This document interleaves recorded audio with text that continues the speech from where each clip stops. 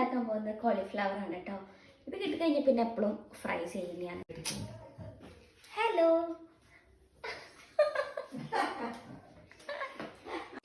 അച്ഛൻ ഒരുങ്ങിയിട്ടൊന്നുമില്ല അത്ര. അപ്പം ഞാൻ എന്തായാലും ഇത് കട്ട് ചെയ്ത് ക്ലീൻ ചെയ്തിട്ട് വരാം കേട്ടോ.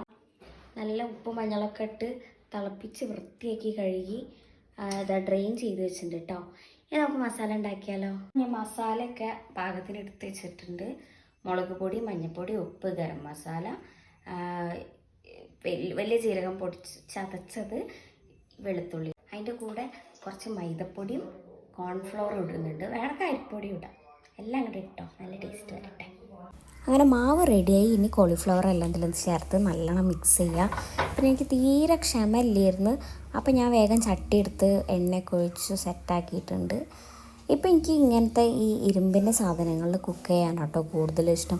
അതിൽ നല്ല ടേസ്റ്റ് എനിക്ക് തോന്നാറുണ്ട്. ചട്ടിയിലിട്ട് ഉടനെ തന്നെ ഇളക്കരുത്, അപ്പോൾ മസാല ഇന്ന് വിട്ടുപോകും. ചോറിലേക്കാണ് സംഭവം ഉണ്ടാക്കിയതെങ്കിലും എനിക്ക് കഴിക്കാൻ കൂടുതലിഷ്ടം സോസിൽ മുക്കിയിട്ടാണ്. അതാ ഞാൻ ആക്രാന്തം മൂത്ത് വേഗം ഉണ്ടാക്കി. ഓൾറെഡി കഴിച്ച് നോക്കിയതാണ്, നല്ല ടേസ്റ്റ് ഉണ്ട്. അപ്പോൾ എല്ലാവരും ട്രൈ ചെയ്ത് നോക്കുക. എൻ്റെ ചാനൽ ഇഷ്ടമാണെങ്കിൽ സബ്സ്ക്രൈബ് ചെയ്യണേ. അപ്പോൾ ഇന്നത്തെ വീഡിയോ ഇത്രയേ ഉള്ളൂ.